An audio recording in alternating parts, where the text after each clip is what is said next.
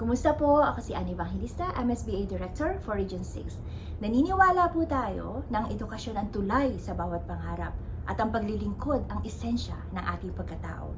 Dito po nag-uugat ang aking paniniwala sa salitang buhay, sama-samang misyon para sa komunidad at mga kabataan. B. Boses para sa lahat. U. Unlad, totoong pag-unlad at pagbabago.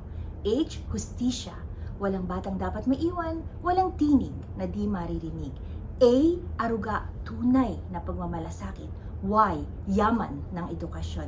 Kung kayo po ay may puso para sa paglilingkod, ito ay para sa iyo. Kung ang mga leader ay may mga totoong malasakit, ang ating mga paaralan ay magiging tahanan ng pag-asa. At alam niyo po ba na halos 40% ng ating mga mag-aaral dito sa Manitoba ay may dugong Pinoy. Kung kaya't ikaw at ako ang magiging pag-asa at boses nila. Run for School Trustee in 2026 and step up to serve. Mabuhay!